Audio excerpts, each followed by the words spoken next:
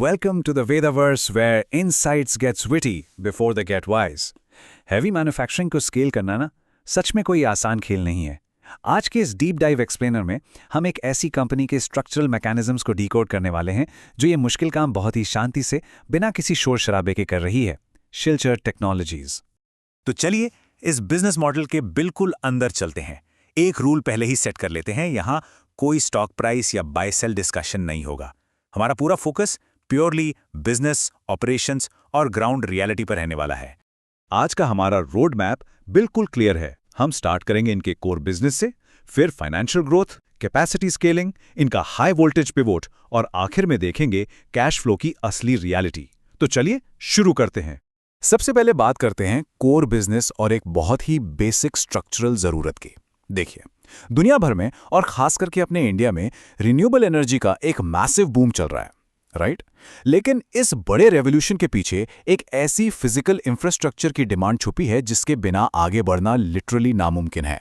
इसको ऐसे समझिए, अगर इलेक्ट्रिसिटी पानी है ना, तो ट्रांसफॉर्मर्स उस पानी को कंट्रोल करने वाले प्रेशर वाल्व्स हैं। सिंपल, इनके बिना पूरा का पूरा सिस्टम एक सेकंड में कोलैप्स हो जाएगा। और शिलशार यही एसेंशियल प्रेशर वाल्व्स बनाती है। ये कोई नॉर्मल इक्विपमेंट नहीं है, ये इस पूरे एनर्जी फ्लो का धड़कता हुआ दिल है। अब यहां सबसे दिलचस्प बात क्या है? उनका कोर फोकस।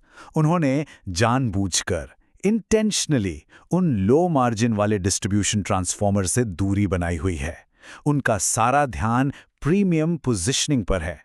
मतलब रिन्यूएबल एनर्जी जैसे सोलर और विंड ट्रांसफॉर्मर्स और हाई कैपेसिटी वाले पावर ट्रांसफॉर्मर्स।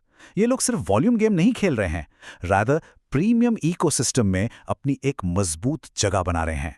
सो आप सोच रहे होंगे ये सब इतना इंपॉर्टेंट क्यों है? इस नंबर पर गौर कीजिए, 500 गीगावाट्स। ये इंडिया का 2030 तक का रिन्यूएबल एनर्जी टारगेट है। ये छोटा मोटा नंबर नहीं है, ये एक मैसिव स्ट्रक्चरल टेलविंड है। एक ऐसी हवा जो आने वाले कई सालों तक इस सेक्टर के डिमांड को एक बिल्कुल ही अलग लेवल पर पुश करती रहेगी। अब आते हैं फाइनेंशियल्स पर, यानी फाइनेंशियल ग्रोथ और लेवरेज। हैवी मैन्युफैक्चरिंग में ना किसी कंपनी की असली क्वालिटी इस बात से मेजर होती है कि उनका प्रॉफिट उनके रेवेन्यू के मुकाबले आखिर कितनी तेजी से स्केल हो रहा है। अब इस 5 ईयर CAGR के मैसिव गैप को देखिए। रेवेन्यू 38% की अच्छी स्पीड से बढ़ रहा है, जो कि ग्रेट है, लेकिन ईबीटा 77% और प्रॉफिट आफ्टर टैक्स 83% से ग्रो कर रहा है। नो वे, राइट? प्रॉफिटेबिलिटी एक्चुअली रेवेन्यू की ग्रोथ से दोगुनी तेजी से भाग रही है। ये अपने आप में कमाल का कंपाउंडिंग नैरेटिव है, जो उनके इस प्रीमियम प्रोडक्ट मिक्स की वजह से ही पॉसिबल हो पाया है। तो इस क्रेजी कैपिटल एफिशिएंसी का राज क्या है? ऑपरेटिंग लेवरेज, जीरो डेट और फिक्स्ड कॉस्ट पर उनका जबरदस्त कंट्रोल। इसकी वजह से उनके प्रॉफिट्स आराम से टॉप लाइन ग्रोथ को पीछे छोड़ रहे हैं।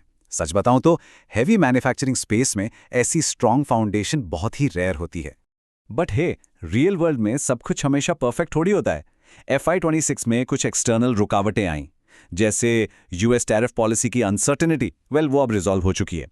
फिर वेस्ट एशिया का लॉजिस्टिक्स क्राइसिस, जिससे रेवेन्यू खत्म नहीं हुआ, बस आगे के महीनों में शिफ्ट हो गया। और ट्रांसफॉर्मर ऑयल के प्राइसेस का सडन डबल हो जाना। बट ध्यान देने वाली बात यह है कि ये सभी बाहरी डिस्ट्रप्शंस हैं।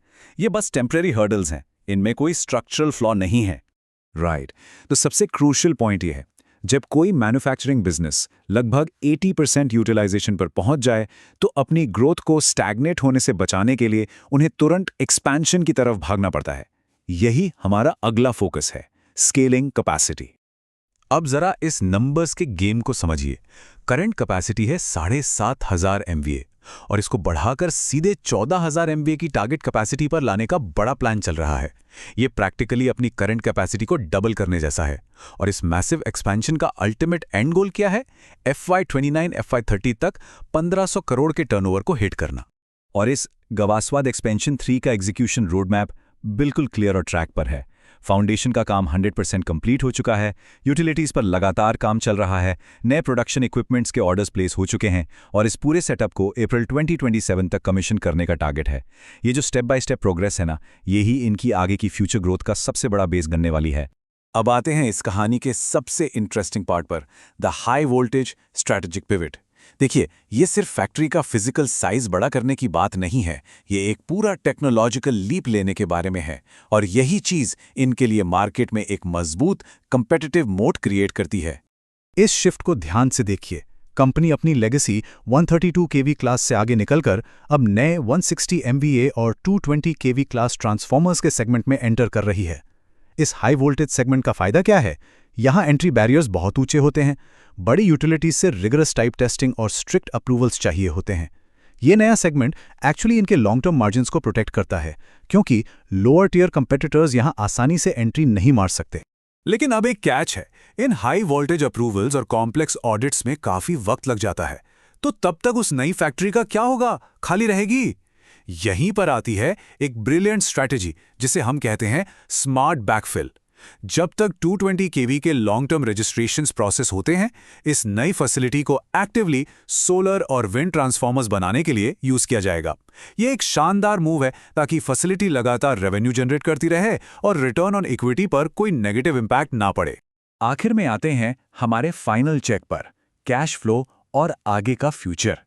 रियलिटी चेक के लिए सिर्फ टॉप लाइन देखना काफी नहीं है, हमें इनके वर्किंग कैपिटल के बिल्कुल अंदर झांकना पड़ेगा। यहाँ ना दो बिल्कुल अलग रियलिटीज एक साथ चल रही हैं। एक तरफ तो इनकी फोर्ट्रेस बैलेंस शीट है, एकदम सॉलिड, जीरो डेट और लगभग 440 करोड़ रुपए का मैसिव कैश बैलेंस। पर दूसरी तरफ है वर्किंग कैपिटल की ग्राउंड रियलिटी, जहां इन्वेंट्री का बिल्डअप देखने को मिल रहा है और ऑपरेटिंग कैश फ्लो इनके प्रॉफिट आफ्टर टैक्स से थोड़ा पीछे रह गया है। हमें इस पूरी पिक्चर को ऑब्जेक्टिवली समझना होगा। This is the phase where great companies look risky because they are investing ahead of cash flows. जब भी किसी बढ़ते हुए बिजनेस को अग्रेसिवली स्केल किया जाता है, तो वर्किंग कैपिटल की ऐसी ग्रोइंग पेन्स आना बिल्कुल नेचुरल है। अपना कैश आगे की फ्यूचर ग्रोथ के लिए लॉक करना कैपेसिटी बढ़ाने का एक बहुत ही लाजमी हिस्सा होता है। तो आखिर में ये एक बड़ा सवाल सामने आकर खड़ा होता है। जैसे ही नई कैपेसिटी फुली ऑनलाइन आएगी और ये रुकी हुई इन्वेंट्री क्लियर होगी, क्या तब कैश फ्लोस कैचअप करके उनके प्रॉफिट्स को मैच कर पाएंगे? ये एक ऐसी क्रिटिकल चीज़ है जिस पर आने वाले टाइम में हम सबकी नज़र होनी चाहिए। हमें सिर्फ टॉप लाइन की हाइप में नहीं बहना है, बल्कि इस ऑन ग्राउंड ऑपरेशनल एग्जीक्यूशन को क्लोजली ट्रैक करना है। Thank you for watching. Follow us on Instagram at Veda_verse_AP and on X at Research1008. इस डीप डाइव एक्सप्लेनर में मेरे साथ जुड़े रहने के लिए बहुत बहुत शुक्रिया। उम्मीद है आपको इस एनालिसिस से कुछ क्लियर और नई इंसाइट्स मिली होंगी। कीप लर्निंग, कीप एनालाइजिंग और हाँ, आगे भी इस स्ट्रक्चरल मोमेंटम पर फोकस बनाए रखिए।